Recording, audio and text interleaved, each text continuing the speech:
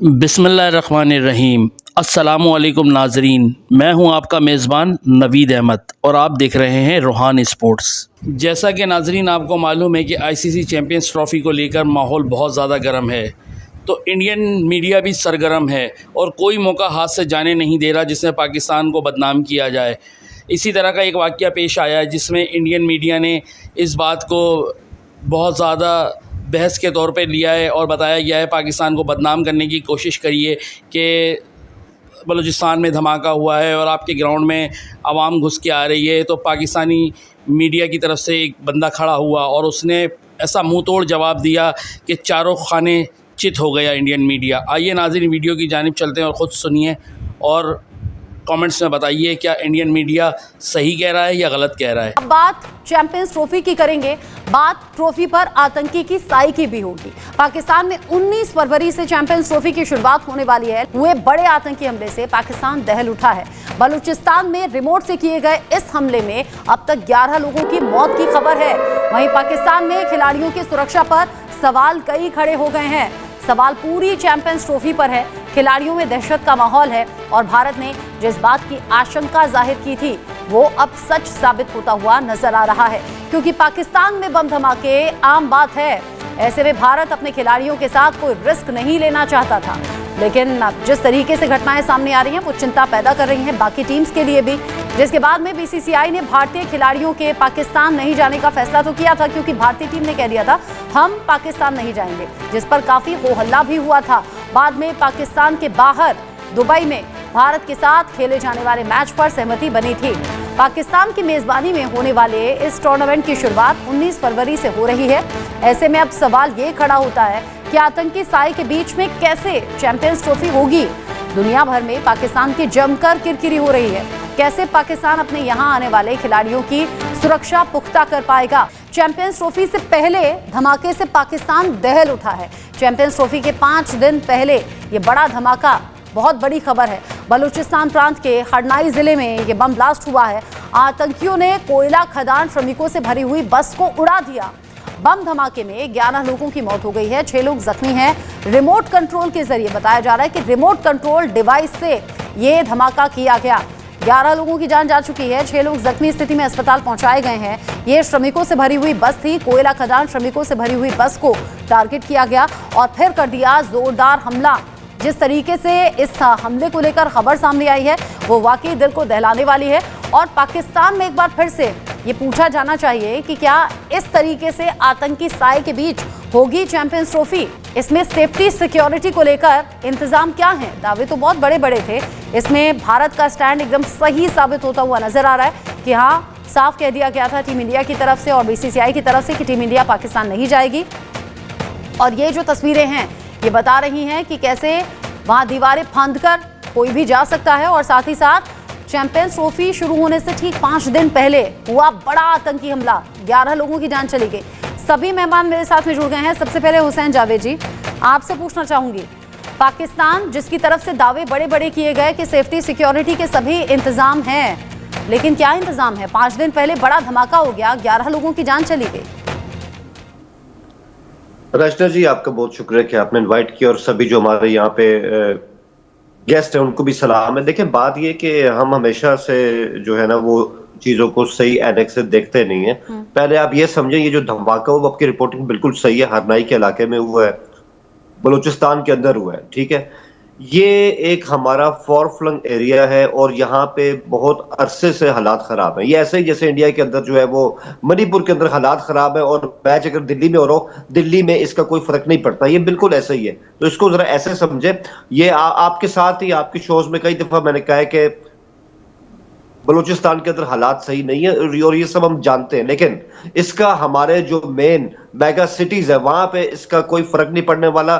जिंदगी वहां पे ऐसी चल रही जैसे आपके चेन्नई के अंदर चल रही है, बॉम्बे के अंदर चल रही है, बेंगलोर के अंदर चल रही है।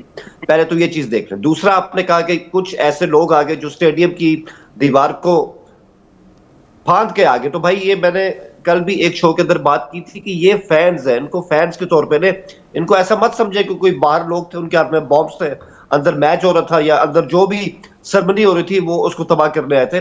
ये फैंस और कई दफा फैंस जब अंदर नहीं आ पाते, इस तरह की चीजें होती है, वो अहाते में होते हैं, पहले से ही होते हैं, जो पूरा एक सिक्योरिटी कवर होता है वो उन्होंने क्रॉस किया होता है, लेकिन उनको जगह नहीं मिल पाती अंदर, तो कहीं ना कहीं उनके अंदर इस तरह की फ्रस्ट्रेशन होती है। तो मैं समझता हूँ कि इन चीजों को समझ लिया जाएगा तो सिचुएशन को हम सही तरह से समझ सकेंगे।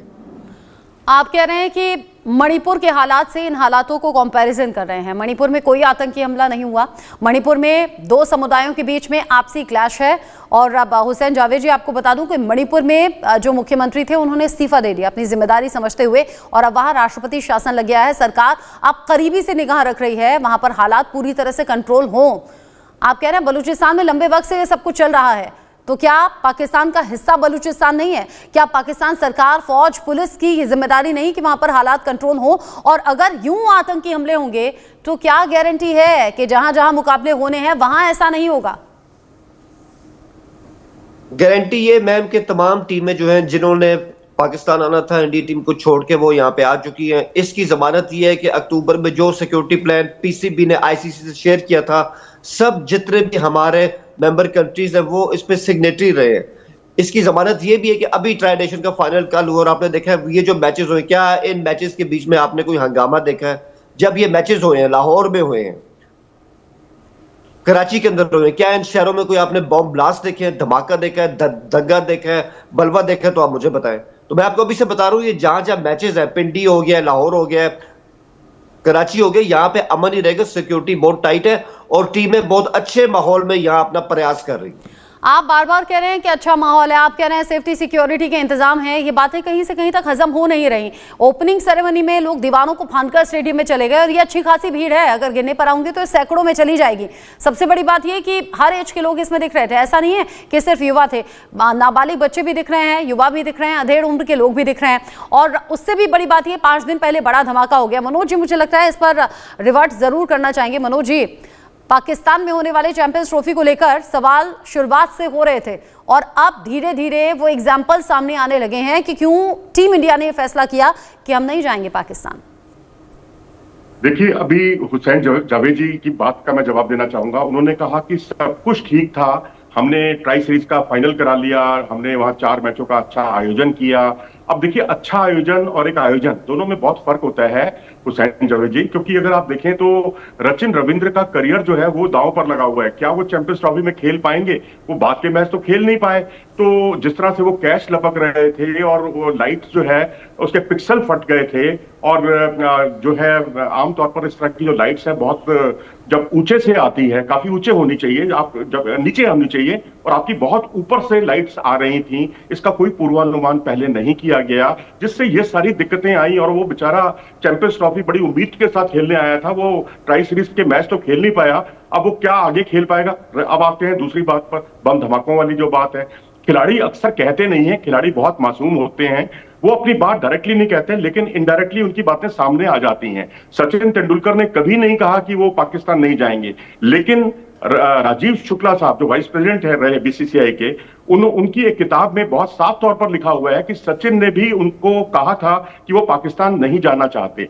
तो ऐसे बहुत से खिलाड़ी हैं जो डायरेक्टली नहीं बोलना चाहते, लेकिन कहीं ना कहीं एक डर का माहौल है। खैर बहरहाल अब भारत तो खैर नहीं जा रहा वहां पर, वो एक अलग मुद्दा है, लेकिन बाकी 7 मुल्क, पाकिस्तान को छोड़कर 6 मुल्क, उनकी सुरक्षा दांव पर है। अब आप देखिए, centre for research and security studies जो आपके इस्लामाबाद का संगठन है, वो ये कह रहा है कि पिछले साल 2500 से ज्यादा मौतें हुई हैं इस तरह के हमलों में। अब 2500 में से 900 से ज्यादा सिविलियंस हैं। अब सिविलियंस, अब आप ये कहकर तो नहीं ना पिंड छुड़ा सकते जी वहां, जैसे आपके यहाँ मणिपुर में होता है, दिल्ली में कोई उससे प्रभावित नहीं होता। एक आतंक का माहौल, डर का माहौल तो पैदा होता ही है। अब वहां खैबर है, बलूचिस्तान है, वहां पर सरकार क्यों नहीं बात करती? वहां क्यों डिक्टेटरशिप वाला माहौल बना हुआ है?